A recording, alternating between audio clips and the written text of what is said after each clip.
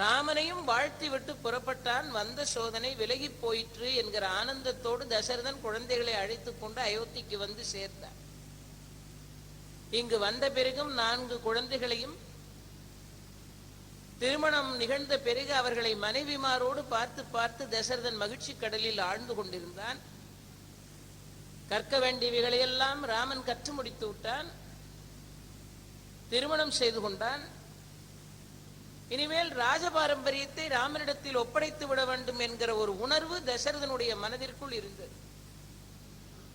தகப்பனார் காலங்காலமாக சிரமப்பட்டு தொழில் செய்து கொண்டிருக்கிற தகப்பனார் நினைப்பார், பையன் வளர்ந்து அனுபவத்தை எல்லாம் சம்பாதித்துக் கொண்டு தான் செய்வதையெல்லாம் பார்த்து பார்த்து படிச்சு என்னைக்காவது ஒரு நாள் சொல்ல மாட்டானா, அப்பா இதுக்கு மேல நீங்க சிரமப்பட வேண்டாம்ப்பா, எல்லாத்தையும் நான் பார்த்துக்கிறேன், நீங்க நிம்மதியா ஆனந்தமா இருங்க, இவ்வளவு நாள் இந்த வீட்டுக்காக நீங்க சிரமப்பட்டது போதும், இனிமேல் நான் பார்த்து கொள்ளுகிறேன் என்று எந்த பிள்ளையாவது சொல்ல மாட்டானான்னு எத்தனை தகப்பன்மார் எதிர்பார்த்து கொண்டிருக்கிறார்கள். உங்களுக்கு ஒரு கவலையும் வேண்டாம், நீங்க இவ்வளவு நாளும் கஷ்டப்பட்டாச்சு இந்த குடும்பத்துக்காக, அது போதும், இனிமே நீங்க நிம்மதியா இருங்க அப்படின்னு தகப்பனாரிடத்துல சொன்னால் அதை விட மகிழ்ச்சி ஒன்றும் கிடையாது. தசரதன் இங்கே நினைத்தான், நம் பொறுப்பையெல்லாம் ராமனிடத்தில் கொடுத்து விட்டு நாம காட்டுல போய் தபசு பண்ண போக வேண்டும் என்று நினைக்கிறான். தசரத சக்கரவர்த்தி ஆத்மாவை ஈடேற்றிக் கொள்வதற்காக காட்டிலே போய் தபசு செய்ய வேண்டும் என்று முடிவு செய்தார். இந்த மாதிரியான ஒரு முடிவை தசரதன் செய்வதற்கு ஒரு காரணம் இருந்ததாக கம்பன் சொல்லுகிறான். ஒரு நாள் தசரத சக்கரவர்த்தி கண்ணாடியில தான் முகத்தை பார்த்து கொண்டிருந்தான். இந்த கண்ணாடியில பார்த்த உடனே காது ஓரத்துல ஒரே ஒரு நரை முடி.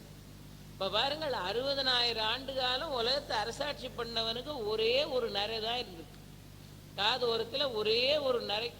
அந்த ஒரு நரையை பார்த்த உடனேயே தசரதன் முடிவு செய்து விட்டான், உலகம் அனித்தியமானது, காலம் போய்கொண்டிருக்கிறது, உரிய நேரத்தில் நாம ராஜபாரம்பரியத்தை மகனிடத்தில் ஒப்படைத்து விட வேண்டும் என்று காதோரத்தில் இருந்த நரை தசரதனிடத்துல கதை பேசியதாம். கண்ணமூலத்தினில் நரை ஒன்று வந்து களர மின்னன கருமை போய் வெளுத்ததோர் மயிர்னா, அந்த நேரம் போய் வெள்ளையா இருந்த ஒரு முடி காதுக்குள்ள போய் செய்தி சொன்ன மாதிரி இருந்துதான், போதும் போதும் வயசாகி போச்சு, இது நம்ம பிள்ளைகிட்ட பொறுப்பை ஒப்படைச்சிட்டு நீ காட்டுல போய் தபசு பண்ற வேலையை பாருன்னு அந்த காதோரத்தில் இருந்த ஒரு நரைமுடி சொல்லுவதை போல இருந்ததாம். குழந்தைகளும் காலத்தோட அப்பா பொறுப்பை சுமக்கிறதுக்கு தயாரா வரணும். பெற்றோர்களும் காலத்தோட பொறுப்பை, குழந்தைகளுக்கு பொறுப்பு வந்துட்டுன்னா அவங்க பார்க்கட்டும்னு நினைக்கணும். கடைசி வரைக்கும் எல்லாத்தையும் நானே பிடிச்சி வச்சுக்கிட்டு ஒன்றும் கொடுக்க மாட்டேன், 80 வயசு ஆன பிறகும் கூட ஒன்றும் கொடுக்க மாட்டேன், எல்லாத்தையும் நான் தான் பார்ப்பேன், நீ பேசாம இரு அப்படின்னு சொன்னா அதுவும் சரியா இருக்காது. தசரதன் செய்கிறான் பாருங்கள், சாம்ராஜ்யத்தையே ராமரிடத்தில் ஒப்படைத்து விட்டு நான் கானகம் போய் தவம் செய்ய போகிறேன் என்று ஒரு முடிவு செய்தான். ஆனா முடிவு செய்தாச்சு. அந்த காலத்துல மன்னர் ஆட்சி இருந்த காலமா இருந்தா கூட மக்களை கலந்து ஆலோசிக்காமல், மக்கள் பிரதிநிதிகளாக இருக்கிற அமைச்சர்களை கலந்து ஆலோசிக்காமல், வழிகாட்டுகிற குலகுருவை கலந்து ஆலோசிக்காம ஒரு கதையும் நடக்காது. திருவள்ளுவர் ஒரு அதிகாரமே எழுதினாரதான், பெரியாரை துணை கோடல் என்று ஒரு அதிகாரம். பாரத கதையிலையும் இந்த செய்தி, அருமையான ஒரு செய்தி சொல்லி இருக்கிறார்கள். ஏன் சொல்லுகிறேன் என்றால், இந்த சிறந்த பண்பானது இப்ப நாம வாழ்ந்து கொண்டிருக்கிற காலகட்டத்தில் ரொம்ப குறைஞ்சிட்டே இருக்கு. ரொம்ப குறைந்து போய்கொண்டு சீனப்பட்டு போன ஒரு பண்பா போச்சு. பாரத கதையில சொன்னாங்க, தர்மபுத்திரன் வனவாசம் எல்லாம் முடிச்சு, அஞ்ஞாதவாசம் எல்லாம் முடிச்சு 13 ஆண்டு காலம் கழிச்சு கிருஷ்ண பரமாத்மா தூது போய் அப்புறமா சண்டை வந்து தர்மனுக்கு பட்டாபிஷேகம் ஆகி கொலு ஏறிய பிறகு தர்மனை பார்த்து அவனுக்கு வேண்டப்பட்ட ஒரு ராஜா கேட்டார், மகாராஜா, இவ்வளவு கஷ்டத்தையும் இவ்வளவு தர்மிஷ்டரா இருந்த நீங்க 12 ஆண்டு வனத்துல, 1 ஆண்டு மச்ச நாட்டுல இவ்வளவு கஷ்டத்தை எப்படி மகாராஜா சுமந்தீங்க?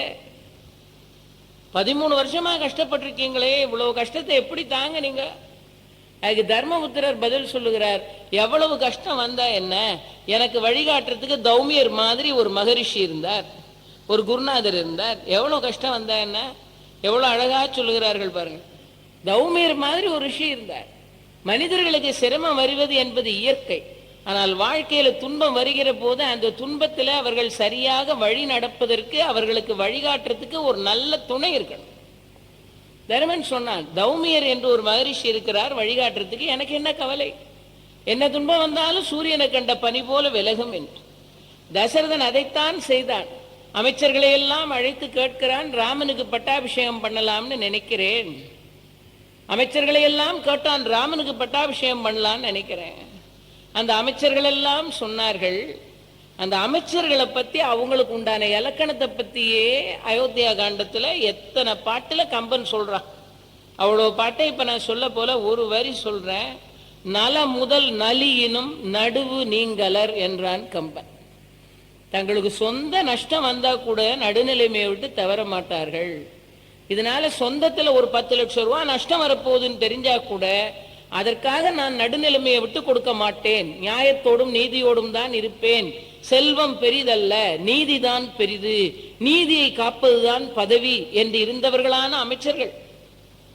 அவர்களை கூப்பிட்டு தசரதன் கேட்டா ராமனுக்கு பட்டாபிஷேகம். உடனே அந்த அமைச்சர்கள் எல்லாம் சொன்னாங்க, மன்னவா, ஊருக்கு நடுவில் இருக்கிற ஊருணியில தண்ணீர் நிரம்பி வழிகிறது என்று சொன்னால் வேண்டாம்னு சொல்லுவார் யார்? அழகான ஒரு பழுமரம் கனிகளா பழுத்து தொங்குகிறது, யார் வேண்டுமானாலும் உண்டு ஆனந்திக்கலாம் என்று சொன்னால் அதில் மகிழ்ச்சி அடையாதார் யார்? வறண்ட பூமியில் வானமழை வந்து வளப்படுத்துகிறது என்று சொன்னால் குதூகலம் அடையாதார் யார்? ராமருக்கு பட்டாபிஷேகம்னு சொன்னா அந்த செய்தியை கேட்டு கழிக்காதார் யார்? சீக்கிரமா பட்டாபிஷேகம் பண்ணலாம் என்று அமைச்சர்கள் சொன்னார்கள். தசரத சக்கரவர்த்தி குலகுருவான வசிஷ்ட மகரிஷி அழைத்து ராமனுக்கு பட்டாபிஷேகம் என்கிற செய்தியை சொல்லுகிறார். மகரிஷி, பட்டம் சூடலாம் என்று நினைக்கிறேன், நீங்கள் என்ன நினைக்கிறீர்கள்? நீங்க என்ன நினைக்கிறீங்கன்னு வசிஷ்டரை கேட்டதற்கு வசிஷ்டர் ஒரு பதில் சொல்றார். வசிஷ்டர் பதில் சொன்னார், மண்ணிலும் நல்லள். ராமனுக்கு பட்டம் சூடலாமான்னு கேட்டா வசிஷ்டர் பதில் சொல்றார், மண்ணிலும் நல்லள். மலைமகள் கலைமகள் கலை ஊர் பெண்ணிலும் நல்லள். பெரும்புகழ் ஜனகியோ நல்லள். கண்ணிலும் நல்லன், மக்கள் உண்ணும் நீரிலும் உயிரிலும் இவனையே உவப்பார் என்றான் கம்பன். ராமனுக்கு பட்டம் சூடலாமான்னு தசரதன் கேட்கிறான். வசிஷ்ட முனிவர் பதில் என்ன சொல்லணும்? ராமர் ரொம்ப நல்லவர், ராமன் எல்லா விதமான சிறப்புகளும் உடையவன், ராமனை எல்லா மக்களும் விரும்புகிறார்கள், ஆகவே ராமனுக்கு பட்டம் சூடலான்னு சொல்லணும். அப்படி சொல்லல, ராமனுக்கு பட்டம் சூடலாம் என்று நினைக்கிறேன்னு தசரதன் சொல்றா. அதுக்கு வசிஷ்டர் பதில் சொல்றாரு, ஜானகி நல்லவள், அதனால ராமருக்கு பட்டம் சூடலான்னார். ஜானகி நல்லவள், ஆகவே ராமருக்கு பட்டம் சூடலாம் என்றால் எவ்வளவு அருமையாக சொன்னான் பாருங்கள் கம்பன். மண்ணிலும் நல்லள், மலைமகள் கலைமகள் கலை ஊர் பெண்ணிலும் நல்லள், பெரும்புகழ் ஜனகியோ நல்லள். ஜானகி ரொம்ப நல்லவள், ஆகவே ராமருக்கு பட்டம் சூடலாம். அலைமகள் கலைமகள் மலைமகள் எல்லாரையும் மாதிரி ஜானகி சகலவிதமான நல்ல குணங்களும் நிரம்பிய மங்கை நல்லாள். ஆக அந்த ஜானகிய கல்யாணம் பண்ணின ராமனுக்கு பட்டாபிஷேகம் பண்ணலாங்கிறார். முதல்ல ஜானகிக்கு தான் முதல் இடம், அதற்கு பிறகுதான் கண்ணிலும் நல்லன், மக்கள் உண்ணும் நீரிலும் உயிரிலும் இவனையே உவப்பார்.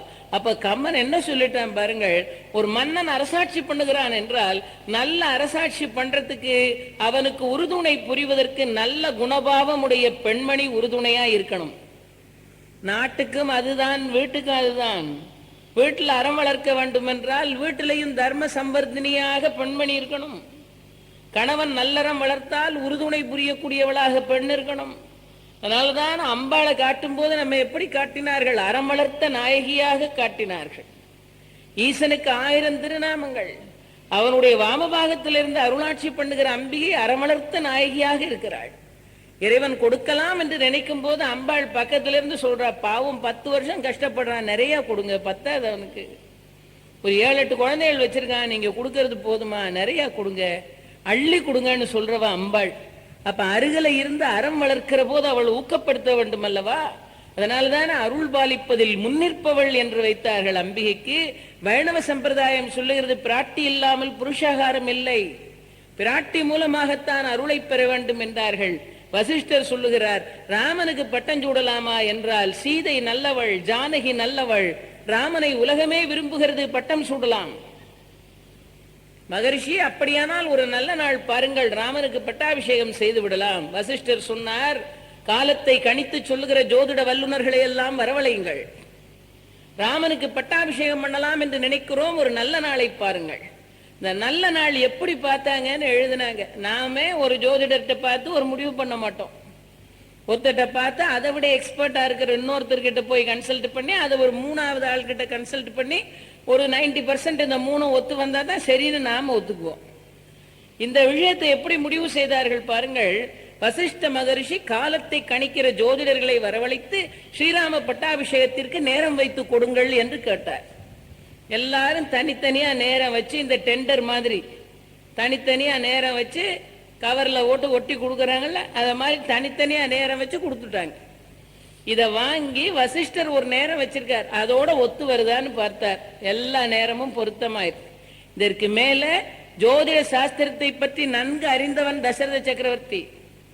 அவன் நல்லா தெரிஞ்சிருந்ததுனாலதானே அவன் நாட்டுல 12 ஆண்டு காலம் வர்க்கடம் என்கிற பஞ்சம் வரப்போகிறது என்று தெரிந்து ரோகிணி சகடத்தை பிளந்து கொண்டு சனீஸ்வரர் போறார். 12 ஆண்டு காலத்துக்கு நம்ம தேசத்துல மழை பெய்யாதுன்னு தெரிஞ்சுதானே சனி பகவானை போய் ஆராதித்து சனி பகவானை துதித்து அந்த வர்க்கடம் தன் தேசத்தை தாக்க விடாமல் பரிகாரம் பண்ணி காப்பாற்றி கொண்டான் என்று புராணம் சொல்லுகிறது. என்றால் ஜோதிட சாஸ்திரத்தை பத்தி எல்லாம் தெரிஞ்சவன். ஆகவே அவனும் பார்த்தான், நேரம் சரியா இருக்கா. வசிஷ்டர் சொல்றார், நாளைக்கே நல்ல நேரம் இருக்கு, நேரம்தான் முக்கியம். நாளைக்கே நல்ல நேரம், பட்டாபிஷேகம் பண்ணலாம். நாளைக்கே நல்ல நேரம் என்றால் எல்லாருக்கும் செய்தி கொடுப்பதற்கே கால அவகாசம் போதாதே என்றால் வருகிறவர்கள் வருவார்கள், வந்தவர்கள் வாழ்த்துவார்கள், வராதவர்கள் இருந்த இடத்தில் இருந்தே வாழ்த்துவார்கள். ஆளை விட நாள் தான் பெரிது, ஆள் செய்யாததை நாள் செய்யும் சொல்லிட்டாங்களே. அதனால நாளைக்கே பட்டாபிஷேகம் செய்யலாம் என்று முடிவு செய்து விட்டார். முடிஞ்ச வரைக்கும் பொன்னோலையில செய்தி எழுதி பிற நாட்டு மன்னர்களுக்கெல்லாம் சொல்லுங்கள், நாளையே பட்டாபிஷேகம் என்று முடிவு செய்து விட்டார்கள். இந்த முடிவை வசிஷ்ட மகரிஷியும் தசரதனும் அமைச்சர்களுமாக சேர்ந்து செஞ்ச பிறகு தசரதன் ஒரு கேள்வி கேட்டான். தசரதன் சொன்னா, என் மூத்த பிள்ளையான ராமனுக்கு பட்டம் சூடலாங்கிற முடிவுல தான் நானும் இருந்தேன். என் மனதில் இந்த எண்ணம் இருக்கிறது என்பதை தெரிந்து கொண்டு நீங்கள் எல்லாம் சரின்னு தலையை ஆட்டுறீங்களா, இல்ல நிஜமாவே ராமனுக்கு பட்டம் சூடலான்னு நீங்க முடிவு பண்ணிட்டீங்களான்னு ஒரு கேள்வியையும் கேட்டான். மன்னராட்சி தான் நடந்தது, ஆனாலும் மன்னன் உயிர்த்தே மலர்த்தலை உலகம் என்று எழுதினார்களே, அதுபோல உயிரெல்லாம் உறைவதோர் உடம்பும் ஆயினான் என்று வர்ணிக்கப்படுகிற தசரத சக்கரவர்த்தி குலகுருவினுடைய வார்த்தைக்கும் அமைச்சனுடைய வார்த்தைக்கும் அவ்வளவு முக்கியத்துவம் கொடுத்தார். இதெல்லாம் முடிவாகி நாளை பட்டாபிஷேகம்னு செய்தி சொன்ன பிறகுதான் இப்பொழுது தசரதன் இந்த செய்தியை பொன்னோலையில் எழுதி பன்னாட்டு மன்னர்களுக்கும் தெரிவிக்க சொல்லிவிட்டு, நாளைக்கு பட்டாபிஷேகம்னா நகர அலங்காரம் பண்ணணும், தண்ணீர் தெளிக்கணும், பன்னீர் தெளிக்கணும், முத்துப்பந்தல் போடணும், வாழைக்கமுகு தோரணம் கட்டணும், ஊருக்குள்ள கல்யாணத்துக்கு வேண்டிய ஏற்பாடெல்லாம் பண்ணணும், அயோத்தி நகர மக்களுக்கெல்லாம் ராமர் பட்டாபிஷேகம்னு செய்தி சொல்லணும். பட்டாபிஷேகம்னு முடிவு சொன்னதுதான் அடுத்த நிமிஷமே நகர அலங்காரத்துல மக்கள் எல்லாம் ஈடுபட்டு விட்டார்.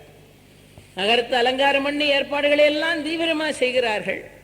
தசரதன் பார்த்தான், ராமனுக்கு பட்டாபிஷேகம் என்கிற செய்தியை தானே தன் பிள்ளையை அழைத்து சொல்ல வேண்டும் என்று தசரதன் ராமரை அழைத்து கொண்டு வா என்றான். ராமர் அழைச்சுக்கிட்டு வந்தாங்க. கம்பன் பாடம் சொல்லுகிறான் பாருங்கள். ராமர் வந்தார், அப்பா தசரத சக்கரவர்த்தி அரியாசனத்தில் இருக்கிறார். வந்த ராமன் எப்படி நின்றான் நாம் பாருங்கள், ஒரு பசுவுக்கு பக்கத்துல நிக்கிற கன்று மாதிரி நின்றான். தகப்பனார் பக்கத்துல உட்காரவும் இல்லை, அப்பாவா பார்த்து உட்காருன்னு சொன்னா தான் உட்கார்றது. அப்படி ஒரு காலம் இருந்துச்சு. தகப்பனார் உட்கார்ந்து இருக்கும் போது பையன் மரியாதை, ஏன்பா உட்கார்ப்பா அப்படின்னு சொன்னாதான் உட்காருவான். இந்த காலத்து நடைமுறையோட அதை நீங்க ஒப்பிட்டு பார்க்க முடியாது. இப்ப தகப்பனார் நின்னுகிட்டே பேசிக்கிட்டு இருக்காரு. என்னடா சொல்ற, சொல்லுடா, என்னடா சொல்ற, ரெண்டுல ஏதாவது ஒரு முடிவு சொல்டா. ஒண்ணு வேணும்னு சொல்லு, இல்ல வேண்டான்னு சொல்லு, இல்ல சரிப்பட்டு வரும்னு சொல்லு, இல்ல முடியாதுன்னு சொல்லு. நான் கேட்டுக்கிட்டே இருக்கேன், நீ பேசாம இருக்க அப்படின்னு அவர் நின்னுகிட்டே பேசிட்டு இருக்காரு. இவன் உட்காந்து கால் மேல கால் போட்டு அதுவும் பத்தாதுன்னு காலை ஆட்டிக்கிட்டு உட்காந்துருக்கான். தகப்பனார் நின்னுகிட்டே கேட்டுட்டு. ராமாயணம் எப்படி சொல்லுகிறது பாருங்கள் பாட. இந்திய நாட்டினுடைய பண்பாட்டை பிரதிபலிக்கிற கண்ணாடி தான் ராமாயணம். தகப்பனாரா உட்கார்ந்து சொன்னா உட்காரணும். அப்பாவுக்கு அவ்வளவு மரியாதை இருக்கணுமா இல்லையா? தகப்பனார் உட்கார்ந்து இருக்கிறார், ராமன் நின்று கொண்டிருக்கிறான். அத வந்த ராமனை பார்த்து தசரதன் சொல்லுறான், மகனே இப்படி உட்கார். அப்பா சொன்ன பிறகுதான் போய் உட்கார்றான் தசரதன். இப்படி தகப்பனார் முன்னால கால் மேல கால் போட்டு உட்கார்ந்து இருக்கான் பாருங்க. இந்த பையன் தானே வேலைக்காக எங்கேயாவது இன்டர்வியூக்கு போகும்போது ஆபீஸ்ல டேக் யுவர் சீட்னு சொல்றதுக்கு முன்னால போய் உட்கார்றான். சொல்றதுக்கு முன்னால போய் உட்காந்துருவான். அந்த இன்டர்வியூ கொடுக்குறவன் அப்பவே முடிவு பண்ணிடுவான், நீ ஃபர்ஸ்ட் கிளாஸ்ல பாஸ் பண்ணா என்ன, நீ டிஸ்டிங்ஷன் வாங்கினா என்ன, உனக்கு வேலை கிடையாதுன்னு. அப்ப இல்ல, ஏன்னா பண்பை தானே முதல்ல அவன் படிக்கணும். படிப்பை 2வதுல படிக்கணும், முதல்ல பண்பை அல்லவா படிக்க வேணும். தகப்பனார் உட்கார் என்று சொல்ல பிறகு உட்கார்.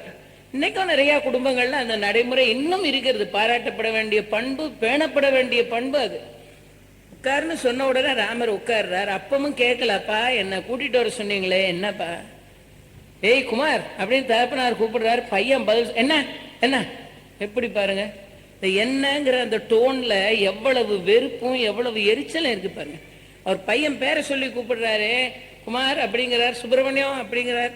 உடனே இவன் என்னப்பா என்னப்பா கூப்பிட்டீங்களாப்பா என்னப்பான்ல கேட்கணும், இவன் என்னப்பா இந்த வந்துட்டேப்பா அப்படின்ல சொல்லணும்.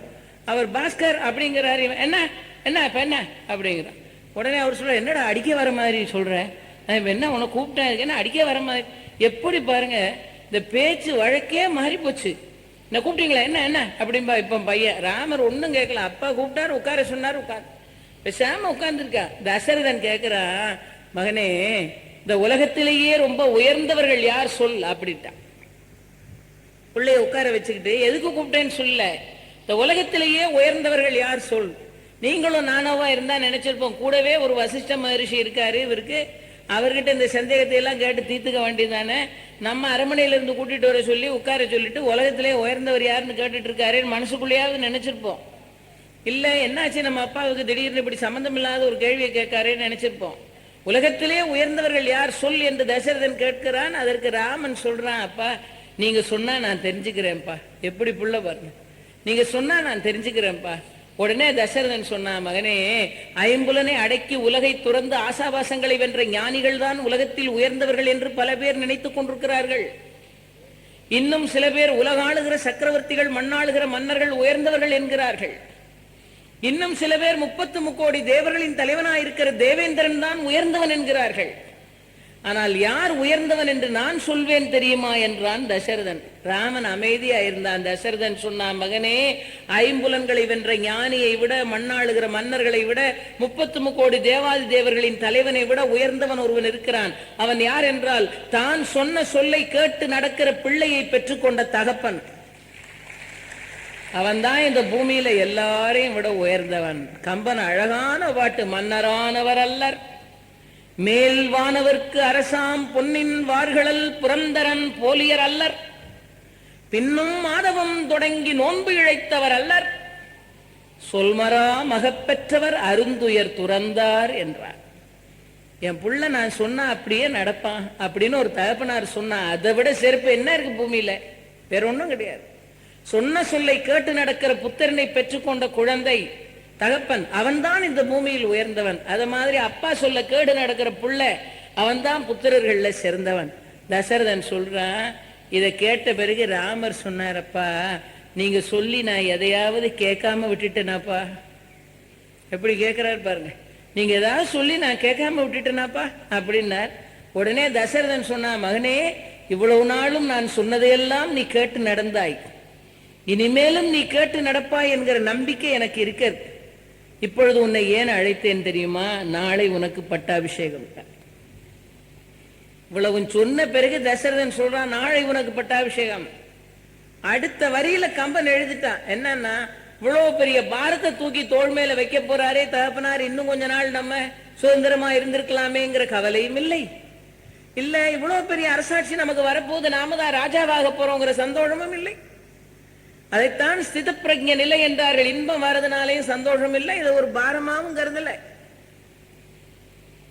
காதலுற்றிலன் இகழ்ந்திலன் கடன் நிதி என உணர்ந்தாள். மகிழ்ச்சியும் இல்லை துக்கமும் இல்லை. அப்பாவுக்கு பின்னால பாரத்தை ஏற்றுக்கொள்ள வேண்டியது கடமை. அதையும் ஒரு வார்த்தை சொன்னா பாருங்கள் கம்பன். உடனே ராமன் சரின்னு ஏன் சொன்னான் தெரியுமா? தாதைய பரிசு உரை செய்ய தாமரை கண்ணனும் காதலுற்றிலன் இகழ்ந்திலன் கடன் நிதி என உணர்ந்தான். என்ன அர்த்தம்? தாதைய பரிசு உரை செய்ய தாமரை கண்ணன். தகப்பனார் சொன்னா கேட்கணும், அதான் அர்த்தம். அப்பா சொல்லிட்டாரா அப்படியே கேட்கணும். அதுக்கு மேல அதை ஆராய்ச்சி பண்ணிட்டு இருக்க கூடாது. சில விஷயங்களுக்கு தான் ஆராய்ச்சி பண்ணிட்டு இருக்கலாம்.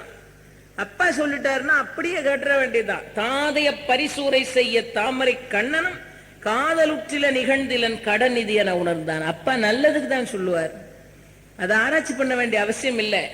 எங்க அப்பா பட்டாபிஷேகம் சொல்லிட்டார், சரின்னு சொல்லிட வேண்டியதான் சொன்னான். அதுலயும் கம்பன் பாடன் சொல்லுகிறான் பாருங்கள், தந்தை சொன்னால் ஏற்றுக்கொள்ள வேண்டும் என்கிற மனோபாவம் பிள்ளைக்கு இருக்கணுங்கிறதையும் சொன்னான். கடநிதி என உணர்ந்தான். பட்டாபிஷேகம் சொல்லியாச்சு. தசரதனுக்கு இந்த செய்தியை ராமனிடத்துல சொல்லிட்டு, இந்த சொல்லிட்டு இருக்கும் போதே தசரதனுக்கு கற்பனை என்னன்னா, ராமனுடைய திருமுடியில் அவனுடைய சிரசில பெரிய கிரீடம் இருக்கிற மாதிரி, ராமன் பெரிய ராஜாபிஷேக ஆடைகளை அணிந்திருப்பதைப் போல, அவன் சிரசிலெல்லாம் அப்படியே அந்த அக்ஷதை காட்சி அளிப்பதைப் போல, அவன் மலர் சூடிக்கொண்டு சேஷமான ஆபரணங்களை போட்டுட்டு கண்ணு முன்னால நிக்கிற மாதிரி இப்படியெல்லாம் தசரதனுக்கு கற்பனை. 1100 மார்க் வாங்கிட்டு புள்ள மெடிக்கல் காலேஜில் இடம் கிடைச்சி ஊருக்கு போறான் படிக்கிறதுக்கு. தகப்பனார் கூட்டிட்டு போறாரு கொண்டு விடுறதுக்கு. ரயில்வே ஸ்டேஷன்ல போய் அந்த அம்மா போற வரைக்கும் வீட்டுல கேட்டா, என்னங்க நானும் மெட்ராஸ்க்கு வரனேன், நானும் வரனேன், மெட்ராஸ் வரைக்கும் வரனேன், அந்த காலேஜ் ஒரு பார்வையாவது பார்ப்போமே, வரனேன். அதான் நீ எல்லாம் ஒண்ணு அங்க வர வேண்டாம், பெசாம நீ இரு, நான் கொண்டு போய் அவனை எல்லாம் பார்த்துக்கிட்டு சேர்த்துட்டு வந்துடுறேன் அப்படின்னு தகப்பனார் சொல்றாரு.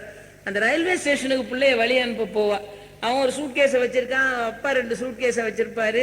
மெடிக்கல் காலேஜுக்கு கட்ட வேண்டிய ஃபீஸ் பணம் எல்லாத்தையும் எடுத்துக்கிட்டு, பரவாயில்லையே நம்ம நினைச்ச மாதிரி புள்ள நிறைய மார்க் வாங்கி மெடிக்கல் காலேஜுக்குள்ள போறேன்னு சந்தோஷமா தகப்பனார் போவார் பையன் கூட. அந்த கம்பார்ட்மெண்ட்டுக்குள்ள பையன் ஏறும்போது அவன் அம்மாட்ட, அம்மா போயிட்டு வரட்டான்னா, அந்த பையனை அப்படியே தாயார் பார்க்கிற. அவன் வழக்கம் போல ஒரு பேண்ட்டும் ஒரு டிஷர்ட்டும் போட்டிருக்கான். அந்த அம்மாவுக்கு கண்ணுல எப்படி தெரியுது பாருங்க, ஒரு ஒயிட் கோட்டை மாட்டி ஒரு